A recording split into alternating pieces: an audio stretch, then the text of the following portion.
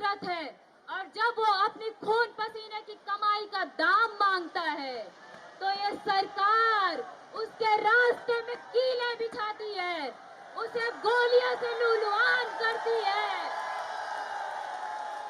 और एक गरीब किसान की बेटी होने के नाते मैं इस मंच से उन किसानों को अपना समर्थन पेश करती हूँ और उन संगीन नफरती चिंटुओं से कहना चाहती हूँ जो सुबह 5 मिनट उठकर गमले में पानी देते हैं, जिन्होंने कभी खेती नहीं की, वो हम खेतीहर समाज को सिखाते हैं कि कौन असली किसान है और कौन नकली किसान है। अरे जिनकी 7 पुश्तों ने हल की मूठ नहीं पकड़ी, वो क्या हमें बताएंगे कि कौन असली किसान है और कौन नकली किसान है। दोस्तों, आज मणिपुर के अंदर हमारी महिलाओं के साथ जो हैवानियत, जो बर्बरता की जा रही है, वह नाकाबिले बर्दाश्त है।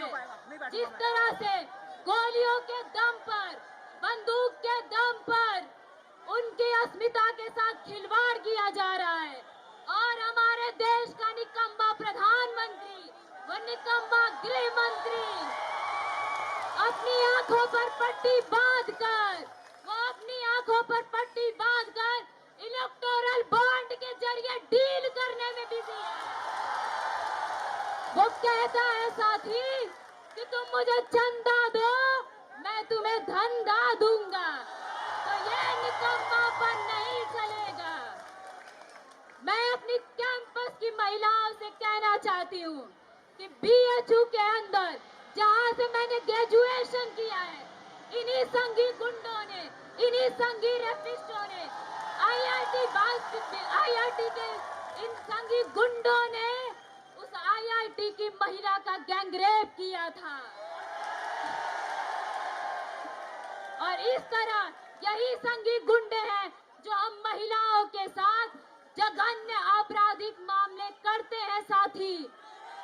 और मुझे आशंका है, इस मंच के सामने मैं अपनी आशंका पेश करती हूँ कि अगर एबीवीपी को इस कैंपस से नहीं खदेड़ा गया तो वो दिन दूर नहीं कि वो बीएचयू की घटना इस जेएनयू में भी घट सकती है। साथियों, इस कैंपस में संघ का एक बगल बच्चा संगठन है जो कहता है कि हम खून से तिलक करेंगे और गोलियों से आरती। अरे भाई बताओ, संघी गुंडों बताओ कि तुम किस बिरादरी के लोगों का खून से तिलक करना चाहते हो? क्या तुम हम महिलाओं का, किस मजहब के लोगों का खून से तिलक करना चाहते हो? क्या हम महिलाओं की गोलियों से आरती उतारना चाहते हो?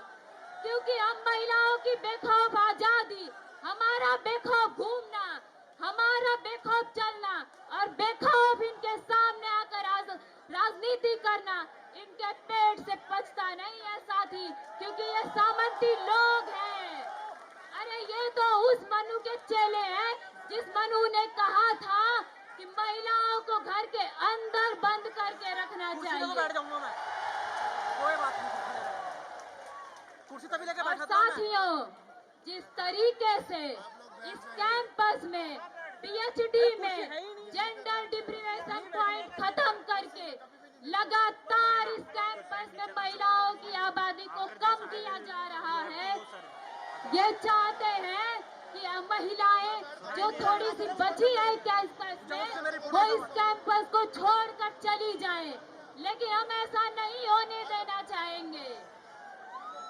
साथ ही हमारी पार्टी समाजवादी पार्टी महिलाओं को मांग को लेकर हमेशा मुखर रही है, और जब रिजर्वेशन बिल लाया गया हमारे नेताओं ने सवाल किया कि इसमें स्मृति ईरानी को तो जगह है, लेकिन भगवतिया देवी को जगह क्यों नहीं है, महाराजी देवी को जगह क्यों नहीं है, उस घास छीलने वाली महिला को जगह क्यों नहीं है, उस गोबर पाथने वाली महिला को जगह क्यों नहीं है।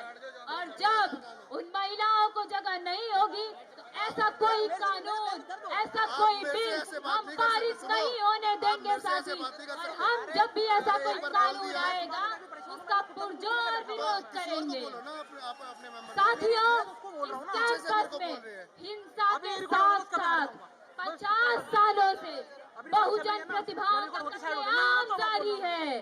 वाइबा के अंदर बैठकर ये द्रोणाचारी प्रोफेसर हम बहुजनों का अंगूठा काट रहे हैं।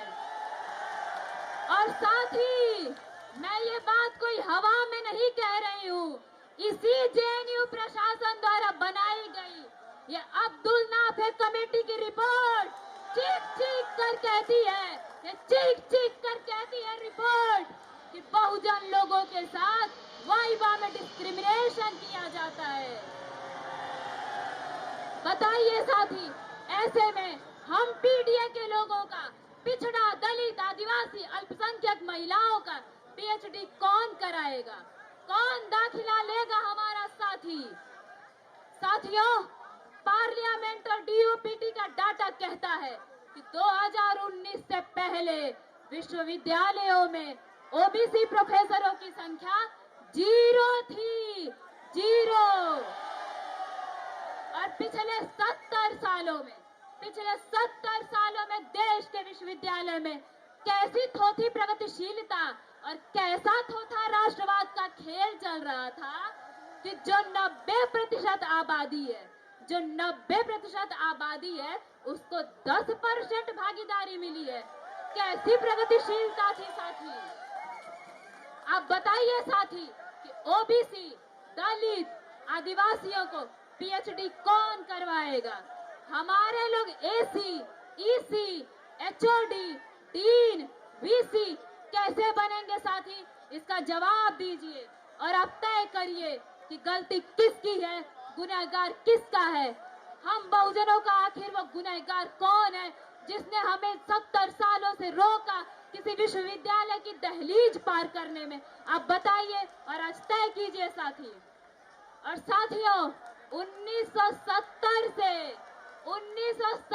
से यह कैंपस लाल था और वो लाल लाल का दावा करने वाले बताएं कि 2007 से 2016 तक इस कैंपस में ओबीसी, दलित, आदिवासियों को नॉट फाउंड सुटेबल क्यों किया गया था? साथ ही ये कहते थे कि बहुजन अवेलेबल ही नहीं है। अरे जब हम अवेलेबल हुए तो ये कहते थे कि बहुजन एलिजिबल ही नहीं है। जब पढ़ लिख कर हम एलिजिबल हुए तो ये कहते हैं कि बहुजन सुटेबल ही नहीं है। ये कैसा घिनौना मजाक कर रहे थे आप हमारे साथ? कैसी थोथी प्रगतिशीलता थी आपकी? अरे आप हर बार कपड़ा बदल के आते हैं, लेकिन अंदर से आप वही सामंती हैं जो बहुजनों का अंगूठा काटते हैं। आप वही द्रोणाचार्य हैं साथी, जो हमें एनएफएस कर देते हैं। और साथ ही मैं जिस स्कूल से हूँ, जिस सेंटर से हूँ, सेंटर ऑफ इंडियन लैंग्वेजेस में अभी हाल ही में एक ओबीसी प्रोफेसर की सीट एनएफएस की गई है। और बड़े शर्म की बात है, बड़े शर्म की बात है साथी कि इंटरव्यू देने में जेएनयू का पीएचडी होल्डर शामिल था। बताइए कि जेएनयू का पीएचडी किया हुआ व्यक्ति जेएनयू में ही प्रोफेसर बनने के लिए सुटेबल नहीं है, तो वो एलिजिबिलिटी का क्राइटेरिया क्या है? क्या संघ में जाके लाठी बाजना एलिजिबिलिटी का क्राइटेरिया है? Speaker please address to the chair. साथियों, सबसे ज्यादा दयनीय स्थिति इस कैंपस में माइनॉरिटीज की है। सबने माइनॉरिटीज को वोट बैंक की तरह प्रयोग किया है, लेकिन किसी ने उनकी भागीदारी सुनिश्चित नहीं की है। हमारी पार्टी ने उत्तर प्रदेश में सबसे ज्यादा अधिकार माइनॉरिटीज को दिया है, उनकी भागीदारी सुनिश्चित की है। और अपनी पार्टी के नक्शे कदम पर चलते हुए हम इस कैंपस में माइनॉरिटीज के लिए इस मंच से माइनॉरिटी रिजर्वेशन और माइनॉरिटी डिप्रोशन पॉइंट की मांग करते हैं। और जो ओबीसी साथी आज डिबेट को सुन रहे हैं, मैं उन्हें बता देना चाहती हूँ कि 2007 में जब मंडल 2 लागू हुआ तो मिनिस्ट्री ने Speaker, please OBC wind up your speech. Your time is over. Hostel बनाने के लिए Speaker, please wind up your speech. Your time is over. Speaker, please wind up your speech. Your time is over. Speaker, please wind up your speech. Your time is over. Speaker, please wind up your speech.